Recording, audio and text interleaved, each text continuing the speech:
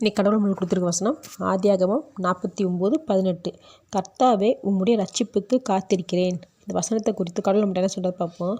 இங்கே யாக்கோபு 12 மகன்களையும் ஆசீர்வதிக்கும் போது கர்த்தாவே உம்முடைய ரட்சிப்புக்கு காத்திருக்கிறேன்னு சொல்கிறாரு. இந்த வேண்டுதலுக்கும் ஆசீர்வாதத்துக்கும் என்ன சம்பந்தம்னா, ஒவ்வொரு பிள்ளைகளை ஆசீர்வதிக்கும் போதும் சில பிள்ளைகள் பிரச்சனைகள் போராட்டத்தோடு வாழ போகிறாங்கன்றதை உணர்ந்தார். அதனால் தேவனுடைய ரட்சிப்புக்கு காத்திருக்கிறேன்னு சொல்கிறாரு. மனிதர்கள் செய்கிற உதவி பலன் இல்லை, தேவனே நீங்கள் இந்த பிள்ளைகளை காப்பாற்றுவீங்கன்னு நம்புறேன்னு வேண்டுதல் செய்கிறாரு.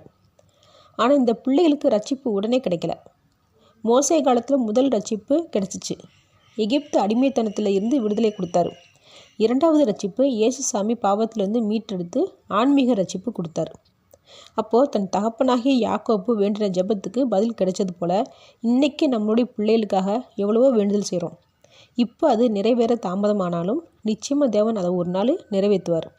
அதுக்கு பெற்றோர்கள் இந்த யாக்கோப்பை போல் மனிதர்களை நம்பாமல் உறுதியோடு நம்பிக்கையோடு தேவனை மட்டுமே சார்ந்திருக்கணும். ஆமேன்.